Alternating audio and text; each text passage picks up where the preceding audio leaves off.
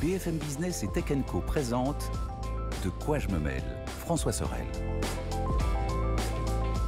Salut à toutes et à tous, merci d'être là, bon week-end et bienvenue dans De quoi je me mêle, vous savez, votre rendez-vous tech de la fin de la semaine que vous pouvez retrouver dès le vendredi sur la chaîne YouTube de Tech & Co en podcast audio avec quelques minutes supplémentaires avec le module bonus et puis dès le week-end bien évidemment sur BFM Business à la radio, à la télé avec au sommaire pour ce De quoi je me mêle, vous savez quoi, eh bien une plongée directe dans l'actualité tech de cette semaine avec beaucoup de choses. Tout à l'heure Mélinda d'Avansoulas nous présentera en fait les nouveaux produits Nothing. Une marque intéressante qui vient de sortir coup sur coup un téléphone et un casque. Elle va nous faire découvrir tout ça. Je vous rappelle le hashtag DQJMM si vous voulez nous suivre. Un grand merci encore une fois d'être fidèle à De quoi je me mêle et c'est parti.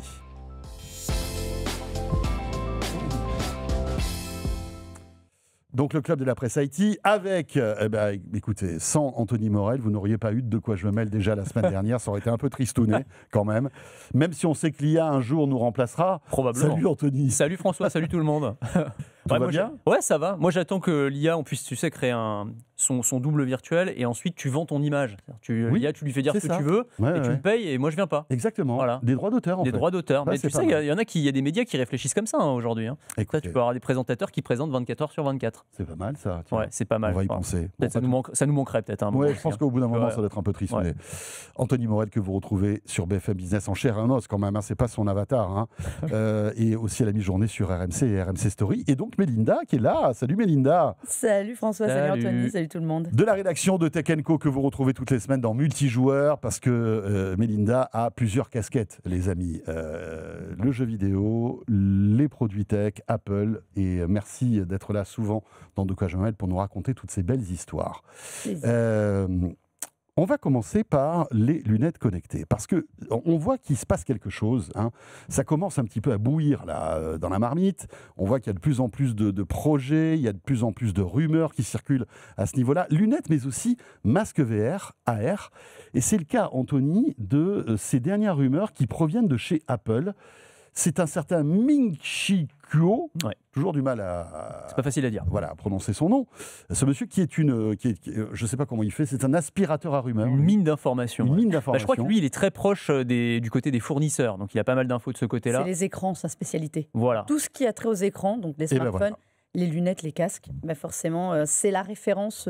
Exactement. C'est un analyste. C'est un analyste. Pas facile à dire, un analyste financier et non pas un journaliste, mais c'est vrai qu'il a des informations qui, en général, sont de toute première qualité. Et là, notamment sur le futur du Vision Pro et d'hypothétiques lunettes Apple. Alors, moi, ça m'a étonné. C'est-à-dire que vraiment, ce que nous dit Ming-Chi Kuo, c'est que Apple a dans le pipe, mais une tonne de produits. C'est-à-dire pour ceux qui pensaient qu'après le semi-échec du Vision Pro, parce qu'on va dire, ils n'en ont pas non plus vendu des palettes, on va pas se mentir, Apple allait un peu ralentir, mais pas du tout. Ils ont non pas un, non pas deux, mais 3 prochains Vision Pro dans le pipe et les paires de lunettes. Alors on va commencer avec le Vision Pro. En gros, il y aurait une version améliorée qui sortirait à la fin de l'année, ou en tout cas qui serait expédiée à la fin de l'année, où il n'y aurait pas énormément de changements, simplement la puce, un puce M5. Donc ça fait un changement, mais ce n'est pas un changement de form factor ou de design, etc. Donc voilà, c'est le premier changement, mais ce serait une première étape. Ensuite... Parce que c'est vrai que, mine de rien, le Vision Pro commence à dater.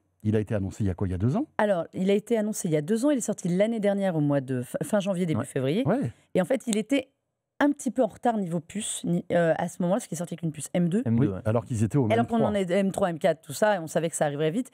C'est le problème, de toute façon, chez Apple, dès que vous sortez un produit, s'il ne sort pas au moment où vous l'annoncez, il y a la prend cadence, voilà. Mais Donc en fait, quand sortira ce Vision Pro 2, ça fera 2 ans. Alors ce ne sera pas le Vision Pro 2, celui-ci. Enfin, en tout cas, ce serait le Vision Pro 1.5, si on peut dire. Le Vision Pro Plus. On verra sur le marketing, mais non. Après, tu auras une autre version qui sortirait en 2027, qui serait un Vision Pro R. Alors là, ce serait la version allégée et low cost. Donc allégée, moins 40% en termes de poids, visiblement, et d'encombrement, avec des matériaux un peu moins nobles. Donc tu aurais du plastique pour remplacer le verre, notamment.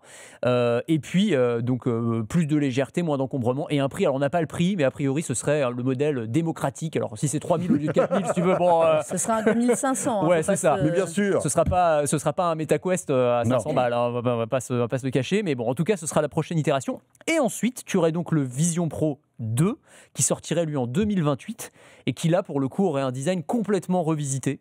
Et donc alors là on n'a pas forcément beaucoup d'informations pour l'instant, mais c'est te dire quand même, 3 produits déjà en cours de conception, ça veut dire qu'Apple clairement n'a pas envie de lâcher le morceau quoi, sur le Vision Pro. Et puis Mélinda, c'est vrai que comme le disait très poliment Anthony, le premier Vision Pro est un semi-échec. En fait, c'est pas... voilà. Alors, on s'attendait à ce qu'ils en vendent pas des tonnes, parce qu'à 4000 balles, effectivement, ça limite quand même le truc. Mais ça prouve que Apple prévoit la suite de l'histoire et se fiche finalement du succès ou du non-succès du Vision Pro. C'est exactement ça. Quand on leur en parle, ils vont... Alors, Apple ne dira jamais qu'un produit est un échec. Ça, c'est très rare qu'ils le reconnaissent. Mais en fait, on n'a jamais réussi à savoir vraiment à quel point ils voulaient le vendre. C'est-à-dire, souvenez-vous, quand il est sorti, on nous a sorti des chiffres de fou, tous les influenceurs avaient voulu aller l'acheter, on voyait des vidéos dans tous les sens, beaucoup l'ont ramené aussi, parce qu'une fois qu'ils avaient fait leurs petites vidéos sur les réseaux sociaux et tout, tous, pas que les influenceurs, même des gens lambda, voilà, ils l'ont ramené, ils se sont fait rembourser, ils étaient contents, ils avaient fait leur buzz. Oui, parce que tu peux te faire... Enfin, tu achètes un produit, tu te fais rembourser... Et t'as 15 jours, donc... Oui, bien sûr. Mais c'est vrai qu'on était parti sur des chiffres délirants, et même Apple était surpris de cet engouement, de cette rupture de stock. Alors, voilà. Enfin, ils étaient surpris du nombre de produits vendus, et puis du nombre de produits rapportés aussi, non, j'imagine. Alors, je pense que oui et non. C'est-à-dire qu'ils étaient énormément surpris du nombre de produits qui sont partis d'un coup. Mais je pense qu'une fois les retours faits, ils étaient peut-être dans quelque chose qui s'attendait, qui était plus raisonnable.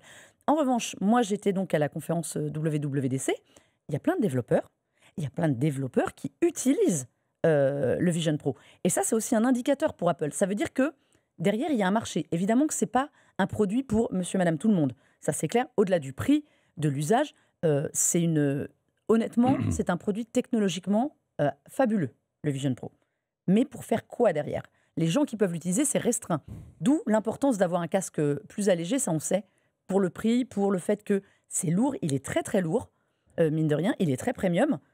Mais voilà, t'as la batterie à côté sur le côté. C'est aussi un frein, un produit comme ça qui parle. Tu sais, t'as l'impression que c'est un brouillon d'un truc qui pourrait révolutionner. Ça, on l'a toujours dit, que c'était un produit, c'était une sorte de V1 qui, comme souvent, permet d'essuyer les plâtres, mais qui n'était pas tellement raccord avec l'ADN d'Apple, dans le sens où, en général, quand Apple sort un produit, il est absolument pixel perfect.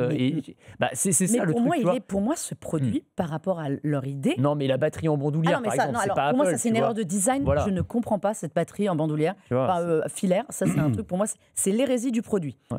Après, il est beau et ça fonctionne bien. Fonctionnellement, il est dans l'ADN d'Apple. D'ailleurs, la preuve, vous avez vu tout ce qu'on a annoncé pour iOS 26, iPadOS 26, macOS 26, est tiré du fonctionnement du Vision Pro. Le Vision Pro est un produit technologiquement vraiment bluffant. Oui, mais c'est pas ça qu'on dit. Je pense que c'est vraiment un produit en bêta, quoi. C'est la bêta d'un truc qui peut peut-être révolutionner ou pas d'ailleurs, parce qu'on ne sait pas ce que ça va donner. Je pense qu'ils se sont dit aussi, on va miser sur les développeurs justement. C'est leur fonds de commerce, il faut nourrir. Mais le truc c'est ça, c'est que je pense que le succès ou l'insuccès d'un appareil comme celui-ci, ça dépendait aussi de est-ce qu'on trouve la killer app, est-ce qu'on trouve le truc qui fait que je vais lâcher les 4000 balles, allez j'y vais parce que c'est trop génial de pouvoir avoir cette application-là. Or ça n'existe pas aujourd'hui sur le Vision Pro. La killer app, c'est l'individu. En fait, c'est pour la première fois un produit. Apple, je suis d'accord avec toi, ils y vont toujours aujourd'hui de plus en plus après coup pour savoir justement si le marché est prêt ou pas. C'est un peu la première fois où ils se lancent sur un marché. Alors, on parle du MetaQuest, de choses comme ça. On est sur un usage qui est un peu différent. C'est le MetaQuest qui tend à aller vers un usage bureautique, productivité comme le Vision Pro. Comme quoi, il y a quand même quelque chose qui titille les gens. Mais en effet, c'est plus que jamais l'utilisateur qui va faire la différence parce qu'il n'y aura pas pour moi de killer app. Et puis surtout, est-ce qu'on est prêt à s'isoler vraiment complètement comme ça pour travailler, pour les loisirs, pour des choses comme ça ? Moi, j'ai encore du mal, alors que j'avoue, je loue la technologie de ce produit qui est une perle. Vraiment, c'est un bijou. Ouais, je ne sais pas ce que vous en pensez, mais quand on voit ces images de démo, et j'en parlais hier dans Tech & Co, ces images qu'on n'a pas vues depuis pas mal de temps, en fait, où on voit cette jeune fille avec ce masque qui se balade et qui discute avec des gens, c'est presque ridicule, en fait. Ouais, personne ne fait ça, en fait. C'est presque gênant, dans le sens où on se dit... et puis on voit un peu son visage ses yeux dans le truc et tout. On se dit mais en fait ça marchera pas. Enfin ce concept de masque lourd qui vient en fait sur ton visage, etc. Je suis d'accord avec toi, mais souviens-toi des premières personnes qui avaient des téléphones portables dans la rue. Souviens-toi des premières personnes qui ont passé des appels avec leurs écouteurs. On trouvait tout ça ridicule. Là, c'est quand Non, même mais un là, autre d'accord, niveau de mais ridicule. change ton non, mais visage. ce que je veux dire, Tu vois ton téléphone, même quand c'était les gros Radiocom 2000, t'étais comme ça, mais Mais bon, tu vas t'avais pas une être- Je comprenais que c'était un téléphone. C'était ouais. ridicule, mais bon, c'était pratique. Mais là, et puis de toute façon, surtout, Mais c'est pas c'était fait en pour sortir voiture. dans la c'est rue ça. avec. C'est C'est pas ce fait que- pour sortir dans la rue avec. T'es Non. chez toi, dans ton milieu. Pour moi, c'est plus Ouais, mais le tu symbole vois, d'une forme c'est d'isolement intéressant qui ce que tu dis. m'angoisse, quoi. C'est intéressant ce que tu dis, c'est pour chez toi, dans ton milieu. Ça veut dire que tu es prêt à dépenser une somme monstrueuse pour un produit dont tu ne vas pas te sortir à l'extérieur Ah bah que non. chez toi. Ah mais non. En Non, mais fait, c'est chez l'équation, toi, c'est l'équation, elle est Et qui va elle est t'isoler C'est par dans un rapport... Elle va t'isoler en Mais plus, tu vois. sur le Pour moi, le problème, plus gros problème, c'est ça. Moi, la seule chose qui me pose vraiment problème avec ce produit, c'est le côté isolement. C'est-à-dire que c'est un produit qui est fait pour être... Enfin, souvenez-vous tous de cette première vidéo qu'on voyait avec ce père qui parlait à son enfant à travers un casque. J'avais trouvé ça mais angoissant comme pas Non, mais c'est permis. bien sûr. Je me dis là, on en est à quel niveau de relation dans les, Ouais. chez les Non, gens. mais après, par contre, sur les applications, je pense qu'il y a des trucs à faire. Tu vois, tu dis, je pense pas qu'il y aura de killer app. J'espère qu'il y en aura. Mais ça va Je être pense quoi qu'il y a. Bah, alors, si je le savais, mais- je la vendrais non, à un développeur et puis je Allez, l'ai- Tim, j'ai le killer app. Non, mais J'aimerais bien, tu vois. Non, mais j'ai vu des trucs sympas, tu vois. Par exemple, il y avait l'appli qui a été faite par la NBA, tu sais, pour pouvoir. pour pouvoir voir le match, voilà, mais La, t'as- la vue immersive, Ouais. ça c'est assez cool. Tu as des applications professionnelles aussi dans le domaine de la santé. Hein. J'ai vu des chirurgiens, par exemple, qui commencent à expérimenter avec le jumeau numérique de l'organe du patient Ouais. qui sont en train d'opérer. Et donc, tu vas pouvoir avoir toutes les informations en temps réel qui s'affichent. Voilà, il y a des trucs ça que je trouve existait intéressants. déjà. En fait, Oh. c'est peaufiné parce que le matériel est beaucoup plus avancé et que technologiquement c'est avancé. Mais tu vois, l'immersion NBA, moi je l'ai fait sur des casques avec Intel il y a 5-6 ans. HoloLens permettait aussi d'avoir Ouais, pour les ouais, professionnels. Mais là où je pense qu'ils vont être forts, c'est voilà, sur le package technologique. Et on ne parle pas assez de Vision OS, donc l'OS qui alimente le truc.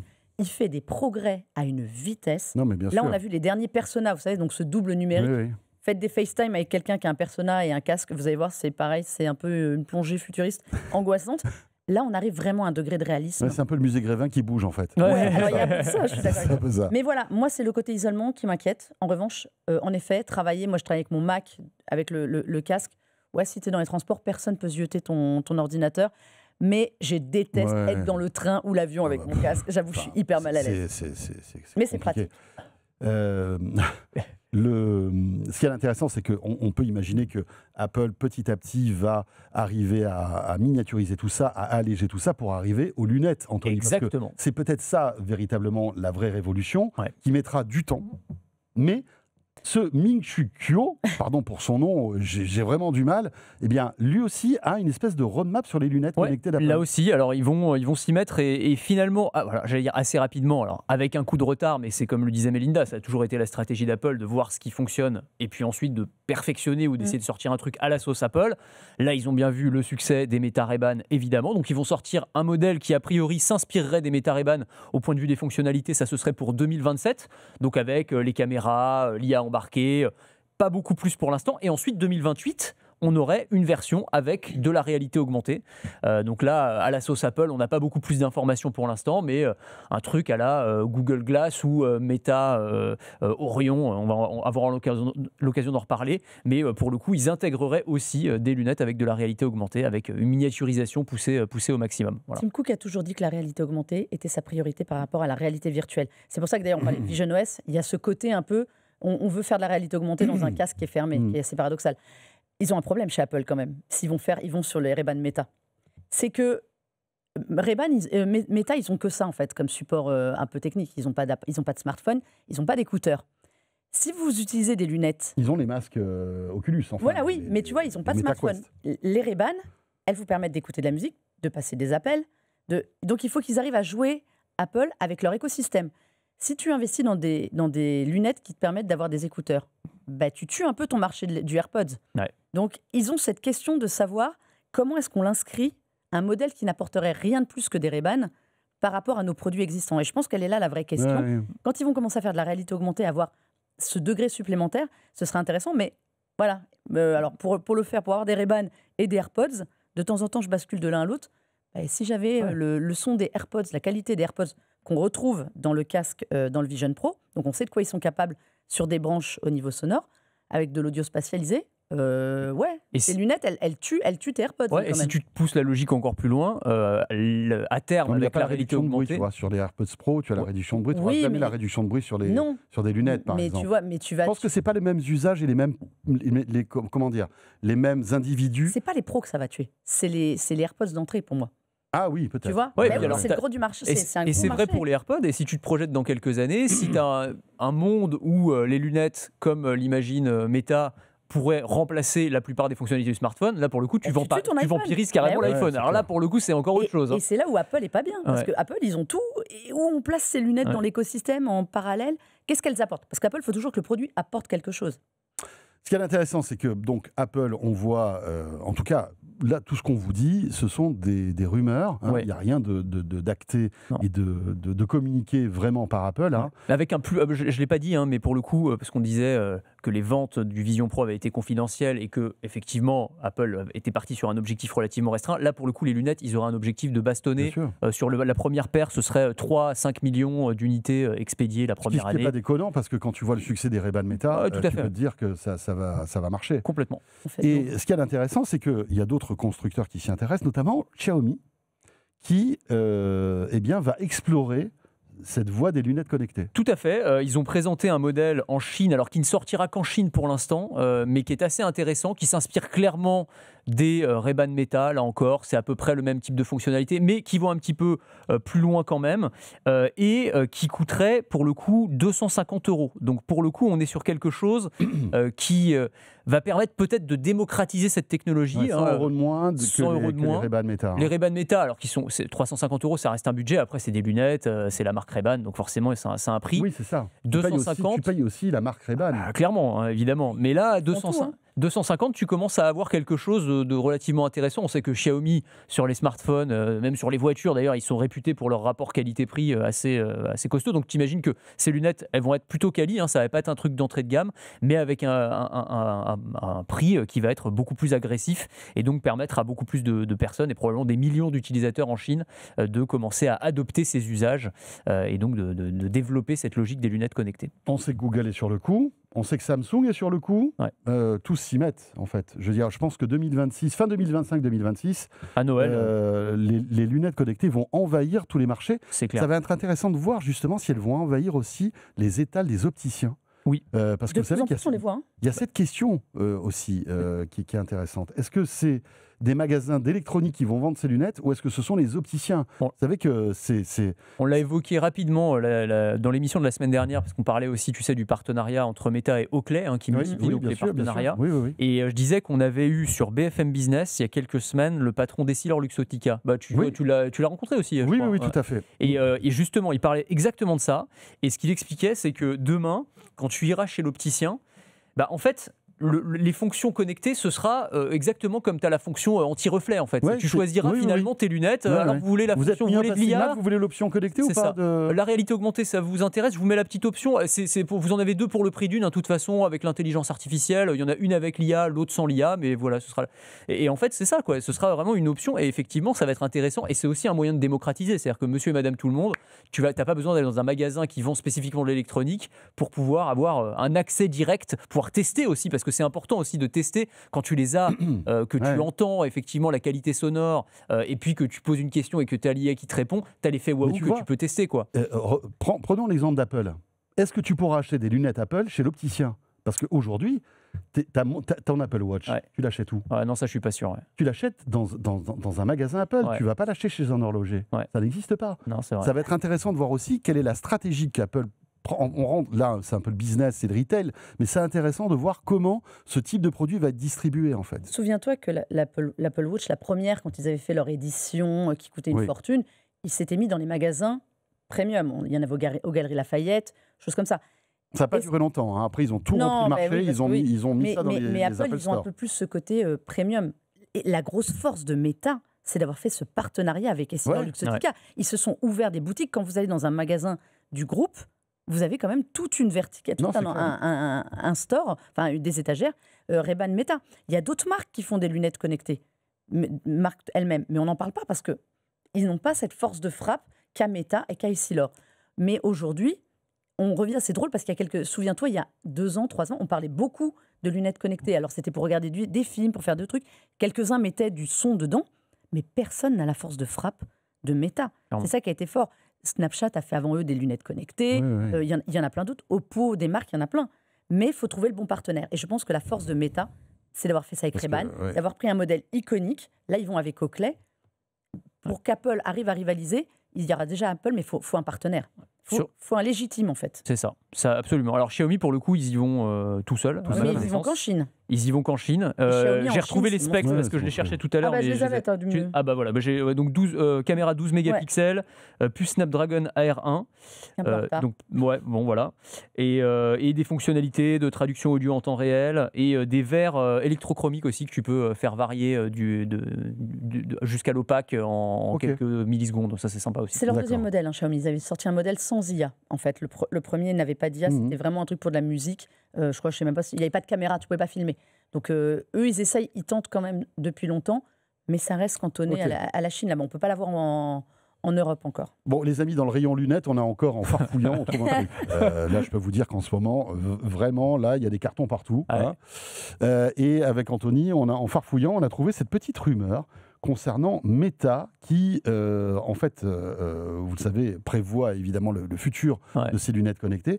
Et il y aurait donc ce modèle Céleste qui serait dans les starting blocks. C'est ça. Alors Céleste, ce serait un modèle qui serait basé sur le prototype Orion dont on avait parlé. Alors il faut suivre. Orion, c'était les lunettes holographiques. Je crois que tu les as testées, Mélinda, tu vas pouvoir nous en parler. Mais c'était un peu la version la plus aboutie de ce à quoi Mark Zuckerberg fantasme quand il pense à des lunettes connectées. C'est vraiment les lunettes qui peuvent absolument tout faire, ce que fait un smartphone avec des fonctionnalités AR assez poussées.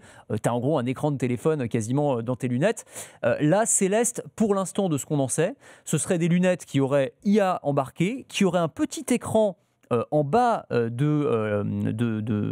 verre de la lunette et qui pourrait afficher un certain nombre d'informations contextuelles, des notifications qui arrivent sur ton téléphone. On ne sait pas si ce sera l'AR poussé jusqu'à avoir, tu vois, les flèches du GPS quand tu es en train de faire ton footing ou ce genre de choses, mais en tout cas, il y aurait des fonctionnalités réalité augmentée embarquées. Donc c'est intéressant, c'est une brique technologique de plus et un pas de plus vers cette idée des lunettes qui pourraient remplacer le smartphone. Et le deuxième point, c'est que tu aurais pour la première fois le petit bracelet sur lequel Meta travaille. Vous savez qu'il travaille sur une sorte de bracelet, je ne sais pas comment on peut dire, bracelet neuronal plus ou moins, qui va capter les signaux électriques qui sont envoyés par les muscles des bras. Et donc ça te permet en fait de piloter au doigt et à l'œil, si je peux dire, la paire de lunettes, là en l'occurrence. On sait que ça fait des années qu'ils travaillent là-dessus. Ils avaient racheté une start-up qui est spécialisée là-dedans et qui leur permet en fait d'avoir un autre type d'interaction finalement avec les lunettes. C'est intéressant parce que en fait, en ayant ce bracelet qui est bourré de capteurs, en bougeant un doigt, le bracelet, grâce aux impulsions électriques et peut-être aux muscles aussi, sait quel doigt vous bougez et dans quelle position vous le bougez pour après interagir avec les lunettes et avoir une interface tactile en fait. C'est comme si on touchait l'écran qu'on a en face de soi. C'est assez intéressant. Et ce qui est fou avec ce projet Céleste, c'est que c'est pas dans 10 ans, quoi. D'après ce que j'ai compris. Ça va arriver très vite. Ça pourrait arriver très vite. C'est Orion. Orion, il y a dans ce que j'ai testé, il y a ce bracelet en fait qui vous permet de faire des contrôles à la main. En fait, toutes tes commandes, elles passent dans la gestuelle et tu as les lunettes sur la tête. Moi, j'ai été assez bluffée par la capacité à comprendre l'environnement. En fait, les lunettes, il y a ce mini-écran. Et par exemple, on avait, nous, quand on l'a testé, on avait plein d'aliments devant nous, de choses et d'autres. Comme si vous étiez dans votre cuisine et vous passez et vous dites à l'IA, vous demandez à Meta AI, dis-moi ce que je peux faire comme recette avec ça. Et soudainement, sur tes yeux, sur le côté, tu as plein de recettes qui te sont proposées, tu choisis. Et ça te dit, voilà, commence par faire ci, par faire ça. Donc, je pense que Céleste, c'est le nom définitif de Orion. Il y a une espèce de Orion Céleste. Je pense que vous voyez un peu l'idée. Oui, on est dans les étoiles. L'idée commune. Il y avait Hypernova aussi. Voilà, on est dans un truc. Alors, d'après les dernières rumeurs, c'est sur le site de 01net, nos camarades de 01 qui disent que ça devrait sortir d'ici la fin de cette année. Eh bien, la fin de cette année. C'est nous ce qu'on nous a peu laissé entendre quand on a testé. Ah oui, donc ça va très vite. C'est $1000. Très vite. Moi, j'avais entre 1000 et 1400. Mais $1000, c'est ça. Mais nous, ça ne peut pas ce qu'on nous avait dit chez Meta quand on était les testés. Et vous pouvez voir à quoi elle ressemble. Il y a un leaker qui a sorti en fait quelques images. Oui. Voilà. Donc, elle ressemble, et c'est vrai qu'elle ressemble beaucoup au Orion. Donc, c'est vrai que. Ouais, parce que moi, j'étais encore sur le prototype qu'on avait vu à la présentation. Mais vraiment, le coup du bracelet, les commandes et tout, c'est exactement ça. C'est du.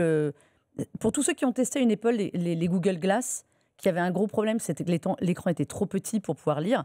Voilà, là, on a un champ de vision qui pourrait être amélioré, mais qui est déjà pas mal. Ouais. Et surtout, c'était assez réactif. Moi, j'avais été assez bluffé par le côté, la latence très très basse, quoi.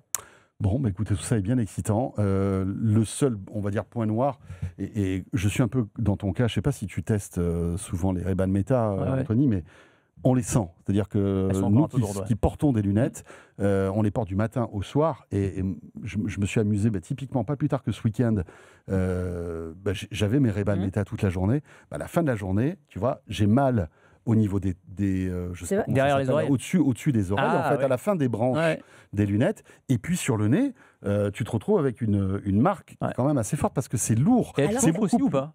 Non, ça chauffe pas, il n'y a pas de problème. Si tu veux, c'est le poids des lunettes. Ouais. Au bout de 10 minutes, en fait, tu t'en rends compte à la fin de la journée où tu commences à les sentir vraiment, tu vois. C'est intéressant ce que tu dis parce qu'elles ne sont pas censées être beaucoup plus... Enfin, je ne sais pas quel modèle tu as, mais elles ne sont pas censées être plus lourdes que les Ray-Ban, par exemple, les Wayfarer. Je crois qu'il y avait 5 grammes ou 10 grammes de plus. Comme quoi, mais oui. Ouais. Et quand tu les portes, elles ne font pas très très lourdes par rapport à des modèles qu'on avait pu tester par le passé. Elles ne font pas très très lourdes. Alors peut-être parce que j'ai l'habitude de ces lunettes-là qui sont hyper légères. Parce que toi, tu n'as pas l'habitude de tes lunettes et que les Ray-Ban, elles ne sont peut-être pas faites pour... Oui, mais tu vois, je ne dois pas être le seul à avoir des lunettes légères, tu vois. Le jour où quelqu'un va passer à on va dire, une lunette connectée qui pèseront quelques dizaines de grammes de plus... Ouais. C'est aussi un défi technologique. Ça muscle l'arrière des oreilles, donc c'est pas mal. Ah, ça c'est bien, c'est pratique. C'est très pratique parce que... On demandera à notre collègue Séraphin qui, lui, les porte en permanence puisqu'il a mis ses verres correcteurs dessus, si c'est gênant pas, mais peut-être que c'est ça. Tu as l'habitude de tes lunettes beaucoup plus fines. On fait une petite pause et on attaque notre deuxième partie de ce De quoi je mêle, à la fois sur BFM Business, samedi et dimanche, mais aussi sur YouTube et en podcast audio, toujours avec Mélinda et Anthony. La deuxième partie tout de suite, et on va parler entre autres avec Mélinda des nouveaux produits Nothing. Très intéressant cette marque Nothing. À tout de suite. De quoi je me mêle sur BFM Business et Tech & Co.